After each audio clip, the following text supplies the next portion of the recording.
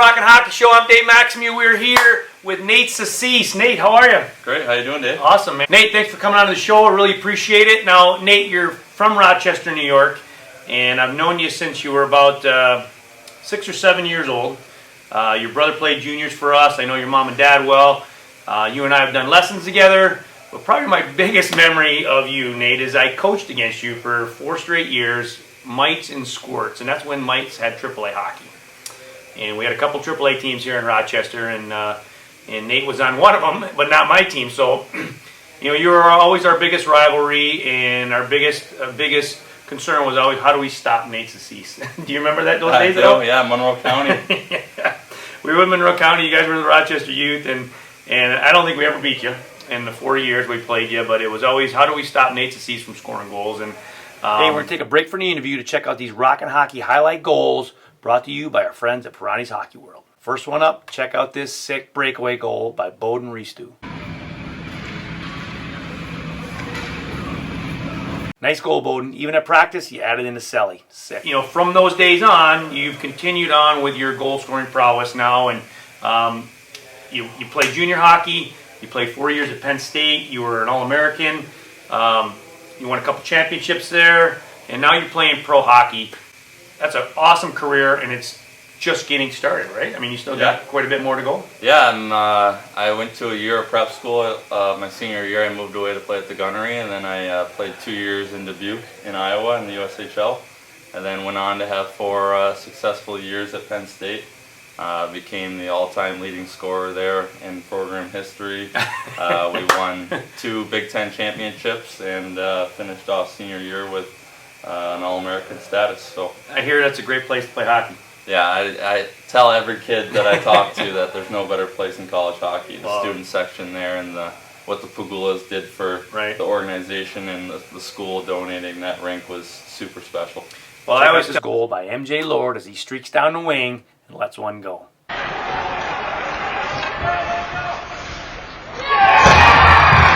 Great goal, MJ. Pro hockey, and you're with the Wild organization, so you must be pretty excited about your future. Yeah, I had a really good first year in Tucson, signing an entry-level NHL deal out of college during the little COVID mishap there in March, and then had about a miss, probably maybe we played 36 games, I think, due to the COVID restrictions the last year. So shortened first year pro, but I'm really excited to hit the ground running here in my second year with having a little bit of experience under my belt. I heard you told me that you got like 3 or 4 dozen of these sticks to use with your first year pro? Yeah, I used these Titans last year. They were really good at flicking pucks out of the zone. So it's good at slashing guys too, right? Yeah, good wood on people and really protect yourself.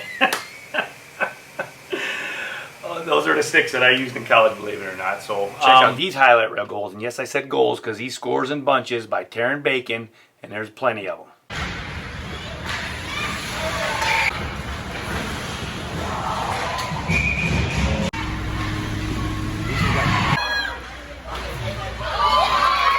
Way to go to the net, Taryn. Love it, buddy. Being a goal scorer, even when I was coaching against you, everybody always says, they're goal scorers, they hang a lot, they never come back and play defense. But,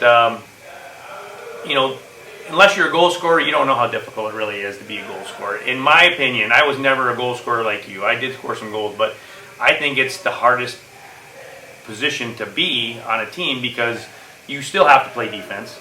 But scoring goals is not an easy thing. It's not like you just they give you the puck and you go in on a breakaway every time. You got to battle in front of the net. You got to battle in the corners.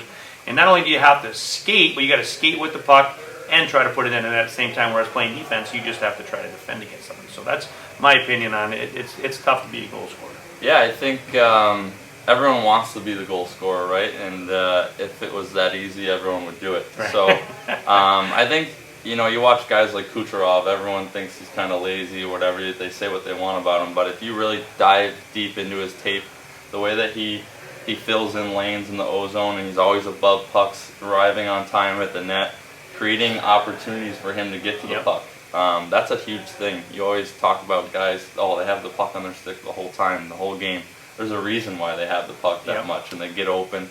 And believe it or not, I scored a lot of goals in college, but I played all all situations. I was on the PK. I think I might have left school there with the most shorthanded goals as well too. So there's a mindset about it, and there's something that to be said for it for sure. Well, just the strength that you have to have on your feet, because you know, a lot of people, when they see goal scorers, they see the finished product. They see the goal going into the net and a celebration, but they don't see all the, you know, all the slashing that you take and all the body work and the physicality of defending, you know, the puck or fending off attackers here, and just the abuse you take as a puck carrier. Yeah, like you said, even from mites through squirts and obviously through pro, you obviously keep your eye on the goal scorers and guys that are going to hurt you, because at the end all be all, it's whoever puts up more goals at the end of the day. Yeah. So a couple G notes by Miles Maximue, going to the dirty area, getting it done.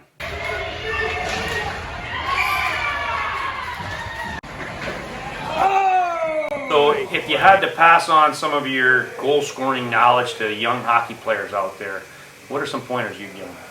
I think just being fearless in front of the net. I'm 5'8". I've been the smallest guy on my team. You've known that throughout my whole career. And being fearless in front of the net, being low, having a good center of gravity, and just being able to stick in front and not get pushed around and find ways to get open in front of the blue crease, because it's hard to score from outside of the house, as they call it. Well, it's funny, you and I were talking earlier that you know, you think of goal scorers having great shots and all these pretty goals, but you said most of your goals in college were from about 3 feet outside. Yeah, it's just banging home rebounds. Obviously, there's different ends of the spectrum, right? Yeah. Like you have Ovechkin, who can rip the puck and score from anywhere, but then you have guys like Brandon Gallagher, who you look at him night in and night out. He puts up good numbers, and his face is destroyed after every game, and he's just fearless. He's 5'10", and no matter how you do it, they all count the same. Awesome. Watch these 2 goals by Chase Wilson. Again, going to the net.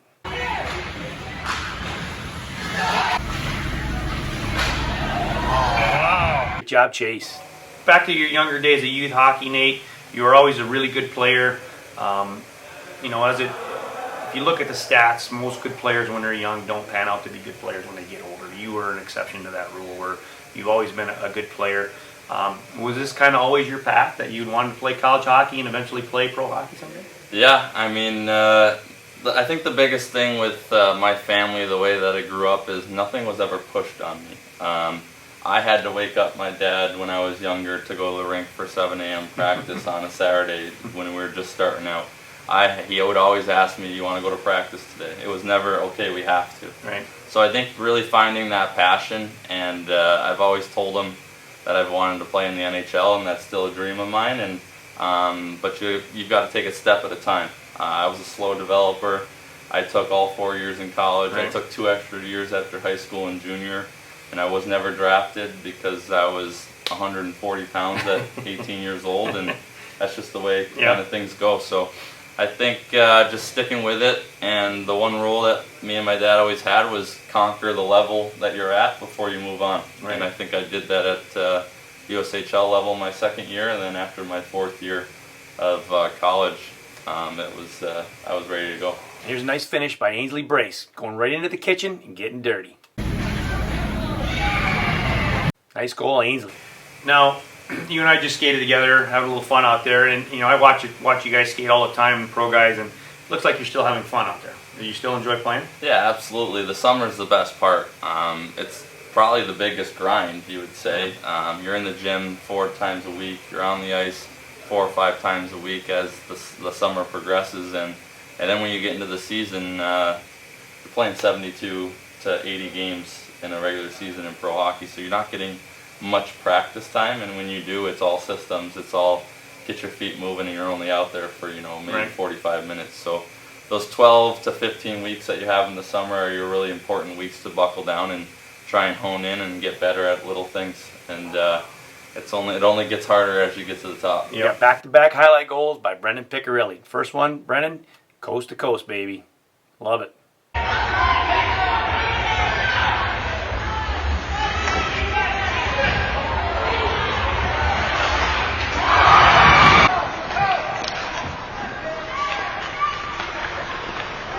Now, how big of a role has skating been for you? You've always had good hands. You've always had that uncanny knack around the net to get open and put pucks in there. But how big a role has skating played in your career, all through your development?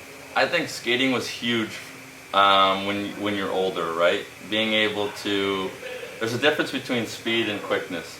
Everyone, once you get going, can fly, right? Once you get to 16 years old, everyone can fly. But being able to escape out of corners or escape from checks, when you're pinned up against the wall, being able to get out and beat your guy back to the net, that quickness stuff is how you create gaps with defenders. And, even if it's just half a step. Right, and it's you get to the net before your defender, you beat your check off the wall, and that's what I talked about, arriving on time at the net. And there's a rebound and no one's there to stop you from putting it in. So I think quickness is even more important than speed as you're at the higher levels. No, I agree. So, last but not least, we got 2 highlights by Mason Maxmew. One's a goal, again, going to the dirty area. The next one, check out this hit.